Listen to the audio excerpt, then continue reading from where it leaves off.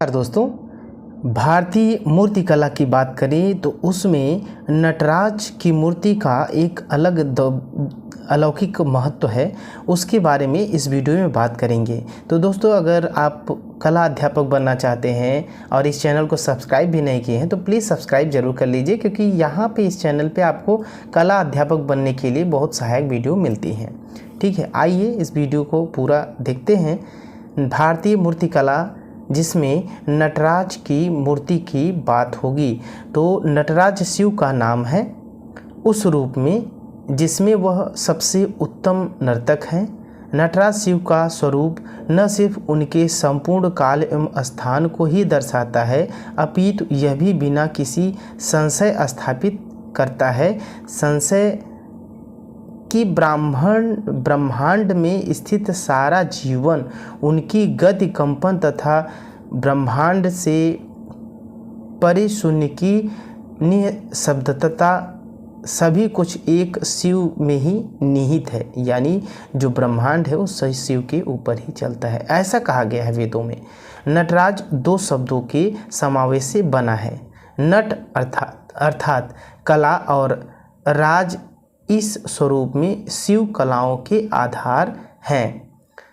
जब नृत्य की भंगिमा एक या दो या तीन से अधिक मुद्रा में हो तो वह अतिभंग कहा जाता है। नटराज की प्रतिमा कांस्य धातु से बनी हुई है और नटराज की मूर्ति तांबे और पीतल से ढाल कर बनाई गई है। नटराज शिव जी का एक नाम है जिसमें उत्तम नर्तक हैं। नटराज शिव का स्वरूप न सिर्फ उनके संपूर्ण काल एवं स्थान को ही दर्शाता है, अपितु यह भी बिना किसी संशय स्थापित करता है कि ब्रह्मांड में स्थित सारा जीवन, उनकी गति, कंपन तथा ब्रह्मांड से पटे शून्य की निःशब्दता तथा कुछ एक नई शिव में निहित है। तो नटराज दो शब्दों से मिलकर बना है, जैसा कि मैंने बता दिया है। ठीक है, तो नटराज की कांस्य मूर्ति चोल वंश से संबंधित है। नटराज का अर्थ है तांडव नृत्य की मुद्रा में शिव। त्रिचनापल्ली के तिरुभंगल कुलम से नटराज की विशाल कांस्य मूर्ति मिली है, जो इस समय दिल्ली संग्रहालय में स्थित है, संग्रहित है।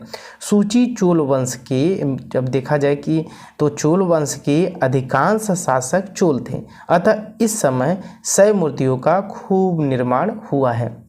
नटराज प्रतिमा में शिव को उनकी दाहिनी टांग पर संतुलित रूप से खड़े हुए और उसी टांग के पंजे से अज्ञात या विस्मयावध में दैत्य अप्सरा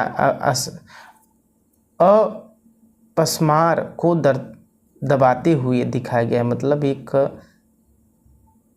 अपस्मार को दबाते हुए दिखाया गया है, एक जैसा कि आप इसमें देख सकते हैं। ठीक है, साथ ही शिव भुजंग त्रासी स्थिति में अपनी बाईं टांग उठाए हुए हैं, जो तिरोभाव यानी भक्त के न से माया का पर्दा हटा देने का द्योतक होता है।